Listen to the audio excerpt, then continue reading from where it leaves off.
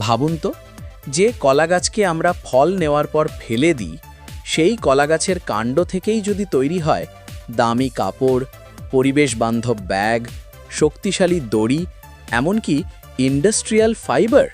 শুনতে অবিশ্বাস্য লাগলেও আজকের এই ভিডিওতে আমরা ঢুকে পড়ব পৃথিবীর সবচেয়ে বড় হাইটেক বানানা স্টেম ফ্যাক্টরির ভেতরে, যেখানে কলা গাছের বর্জ্য রূপ নিচ্ছে সোনার মতো দামি ফাইবারে। ভিডিওটি শেষ পর্যন্ত দেখুন, কারণ শেষে জানব এই ফাইবারের বাজার মূল্য আর কেন ভবিষ্যতে এটি হতে পারে প্লাস্টিকের সবচেয়ে বড় বিকল্প। কলা গাছের কাণ্ড কি? আমরা সাধারণত যাকে কলা গাছ বলি, আসলে সেটা কোনো কাঠের গাছ নয়। এটি একটি হার্বেশিয়াস প্ল্যান্ট এবং এর কাণ্ডকে বলা হয় সিউডোস্টেম। একটি কলা গাছ মাত্র একবার ফল দেয়।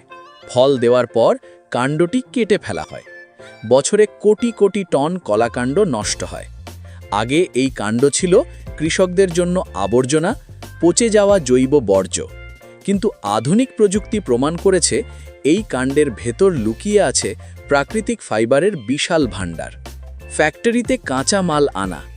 ভিডিওতে যা দেখছেন সেগুলো হলো সদ্য কাটা কলা গাছের কাণ্ড। এই কাণ্ডগুলো আসে কলা বাগান থেকে, সরাসরি কৃষকদের কাছ থেকে, ট্রাক বা কনভেয়ার বেল্টের মাধ্যমে। এতে কৃষকরাও লাভবান হন, কারণ আগে যেটা ফেলতে হতো এখন সেটার দাম পাওয়া যায়। ফ্যাক্টরিতে ঢোকার পর প্রথমেই কাণ্ডগুলোকে ভাগ করা হয় আকার ও মান অনুযায়ী। হাইটেক প্রসেসিং শুরু। এখন শুরু হয় আসল জাদু। বিশাল সাইজের ইন্ডাস্ট্রিয়াল রোলার্স কলাকাণ্ডকে চাপে ধরে সামনে এগিয়ে নিয়ে যায়। এই রোলারগুলো কাণ্ডকে চ্যাপ্টা করে, ভেতরের স্তরগুলো আলাদা করে, ধীরে ধীরে ফাইবার বের করে আনে। ঠিক যেমন ছবিতে দেখা যাচ্ছে, সাদা রোলারের মাঝখানে হলুদ সবুজ রঙের কলা ফাইবার। এই প্রক্রিয়াকে বলা হয় মেকানিক্যাল ফাইবার এক্সট্র্যাকশন। এবার ফাইবার আলাদা করা হয়। একটি কলাকাণ্ডে থাকে শক্ত ফাইবার, নরম ফাইবার, অতিরিক্ত জলীয় অংশ।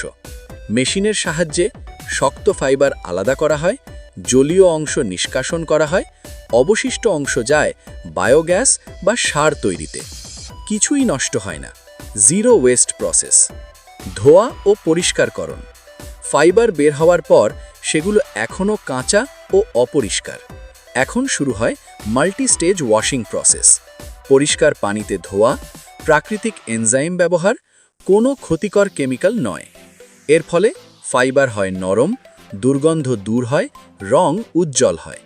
শুকানো প্রক্রিয়া। ধোয়ার পর ফাইবারে থাকে প্রচুর আর্দ্রতা, তাই এগুলোকে সূর্যের আলোতে অথবা কন্ট্রোলড ড্রাইং চেম্বারে শুকানো হয়। এই ধাপে ফাইবারের শক্তি ও স্থায়িত্ব নির্ভর করে। একটু ভুল হলেই পুরো ব্যাচ নষ্ট হয়ে যেতে পারে। সুতো ও কাপড় তৈরি। শুকানো ফাইবার এবার যায় স্পিনিং ইউনিটে। এখানে ফাইবার কাটা হয়, সুতো বানানো হয়, তারপর বোনা হয় কাপড়।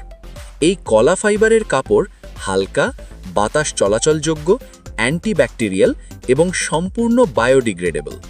জাপান এবং ইউরোপে এই কাপড়ের চাহিদা আকাশ ছোঁয়া। কি পণ্য তৈরি হয়? বানানা স্টেম ফাইবার দিয়ে তৈরি হয় ইকো ফ্রেন্ডলি ব্যাগ, দড়ি ও রশি, কার্পেট, টেবিল ম্যাট, কাগজ, এমনকি কার ইন্টেরিয়ারের অংশ। বিশেষ করে প্লাস্টিক নিষিদ্ধ দেশগুলোতে এই পণ্যের চাহিদা দ্রুত বাড়ছে। এই প্রযুক্তির সবচেয়ে বড় লাভ প্লাস্টিকের বিকল্প, কৃষকের অতিরিক্ত আয়, বর্জ্য কমানো, কার্বন ফুটপ্রিন্ট হ্রাস। একটি কলা গাছ ফল দেওয়ার পরও পৃথিবীর উপকারে আসছে। বাজার মূল্য। 1 কেজি কলা ফাইবারের দাম দেখুন আন্তর্জাতিক বাজারে $3 থেকে $5। উন্নত প্রক্রিয়াজাত হলে আরও বেশি। ভবিষ্যতে sustainable fashion, green packaging, eco industry, এই 3 সেক্টরে বানানা ফাইবার হতে পারে গেম চেঞ্জার। তো বন্ধুরা, আজ আমরা দেখলাম কিভাবে একটি ফেলে দেওয়া কলা গাছের কাণ্ড পরিণত হচ্ছে একটি হাইটেক, লাভজনক ও পরিবেশ বান্ধব পণ্যে। আপনার কি মনে হয়, প্লাস্টিকের জায়গা কি সত্যিই এই ফাইবার নিতে পারবে? মতামত কমেন্টে জানান।